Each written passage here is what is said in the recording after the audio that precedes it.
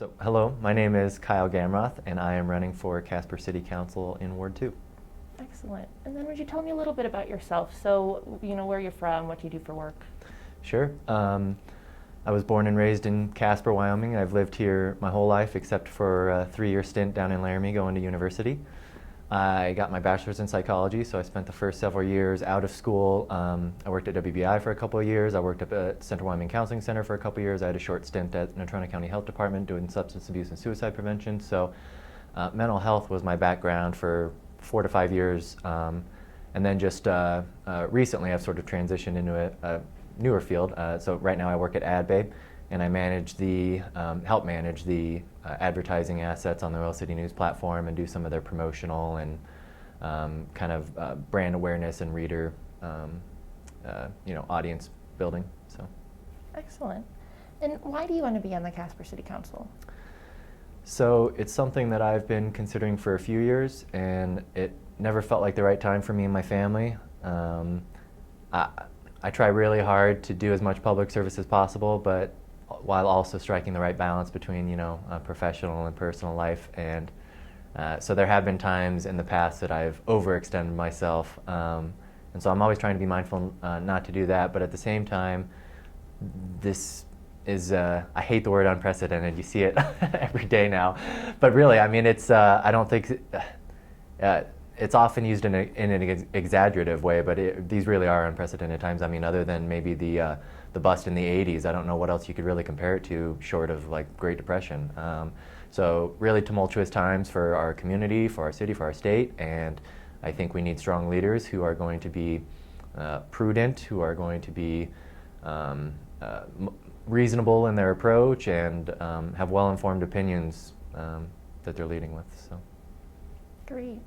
And then I'll ask you, would you give me 2 to 3 highlights of your campaign or issue areas that you're particularly passionate about, and then how you would affect change in those issues as a council member? Sure. Well, so I think on stage Monday night, everyone said fiscal responsibility. I think everyone's aware that that's the biggest issue right now. We have a projected 18% reduction in sales tax revenue, which is going to equal up to about $30 million this year. Our city has already cut their spending by 35%, I believe, and then their capital projects by 53%. So they've already done the employee furlough program and frozen wages, and those are all things I agree with. They're tough. They also cut 1-cent funding to nonprofits, 30 different nonprofits in our community. They cut it by 20%. I serve on the board of one of those nonprofits, so that really hurts, especially since we also had an annual fundraiser that was planned for April, and that obviously had to change.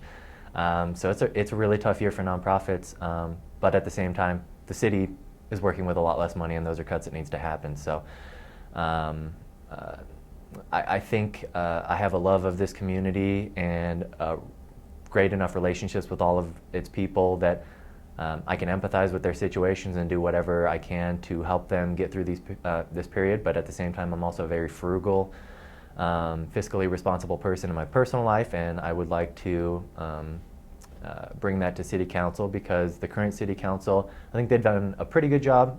The current City Manager, Carter, he's done a pretty good job, but there's just a couple things that I think they could be, I'd like to err on the side of caution. I think they're still being maybe a little bit too, I don't know if cavalier is the right word, but the instance I typically fall back on is the Casper area wayfinding plan.